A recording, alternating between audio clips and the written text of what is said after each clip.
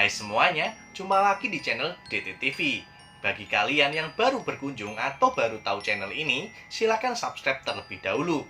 Kali ini saya akan mengulas sedikit cerita tentang penembakan misterius antara tahun 1982 sampai 1985. Penembakan misterius atau sering disingkat Petrus adalah suatu operasi rahasia pada masa pemerintahan Soeharto pada tahun 1980-an untuk menanggulangi tingkat kejahatan yang begitu tinggi pada saat itu. Operasi ini secara umum adalah operasi penangkapan dan pembunuhan terhadap orang-orang yang dianggap mengganggu keamanan dan ketentraman masyarakat, khususnya di Jakarta dan Jawa Tengah. Pelakunya tak jelas dan tak pernah tertangkap hingga sekarang. Karena itu, muncul istilah Petrus.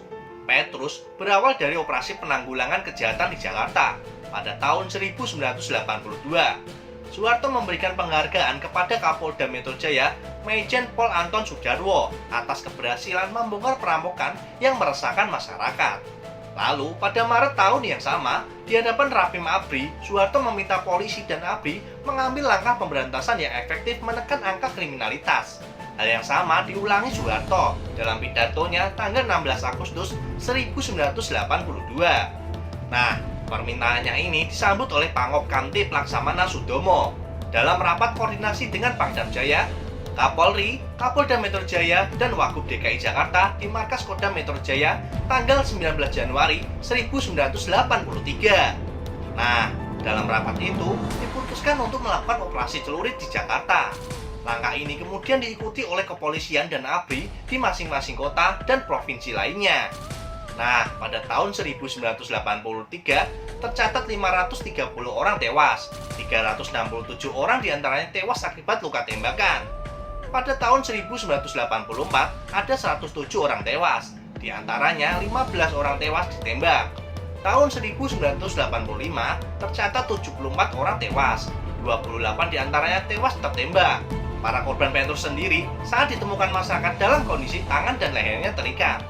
Kebanyakan korban juga dimasukkan ke dalam karung yang ditinggal di pinggir jalan, di depan rumah, dibuang ke sungai, laut, hutan, dan kebun.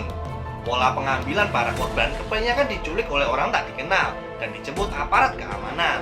Petrus pertama kali dilancarkan di Yogyakarta dan diakui terus terang oleh M. Hasbi yang pada saat itu menjabat sebagai Komandan Kodim 0734 sebagai operasi pembersihan para gali. Dan akhirnya gebrakan itu dilanjutkan di berbagai kota lainnya, hanya saja dilaksanakan secara tertutup.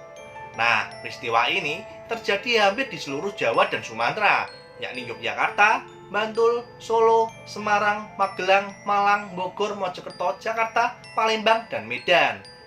Yang menjadi korban penembakan misterius ialah orang yang ditengarai bermasalah dengan hukum atau dianggap meresahkan masyarakat seperti preman, residivis, copet, dan lainnya yang bercirikan memiliki tato. Nah, mungkin kalian yang sekarang memiliki tato, kalau saja kalian hidup di zaman Orde Baru mungkin sudah tinggal lama. Bahkan, ada orang yang tidak bersentuhan dengan hukum juga menjadi korban salah sasaran, seperti petani, penjaga masjid, dan pegawai negeri sipil, karena memiliki nama yang sama dengan daftar target operasi. Ketua Tim Ad Hoc Penyelidikan Pelanggaran HAM Yosef Adi Prasetyo mengatakan jumlah korban dari peristiwa penembakan misterius tahun 1982 sampai 1985 mencapai 10.000 orang. Sedangkan dari pengaduan yang diterima oleh Komnas HAM, jumlah korban mencapai 2.000 orang. Nah, penembakan misterius medio 1982 sampai 1985 termasuk salah satu kasus pelanggaran HAM masa lalu. Hingga kini belum diketahui kejelasannya. Walaupun saat itu Presiden Jokowi pernah berjanji menyelesaikan pelanggaran HAM masa lalu. Akan tetapi, hingga kini tidak ada hasil yang memuaskan.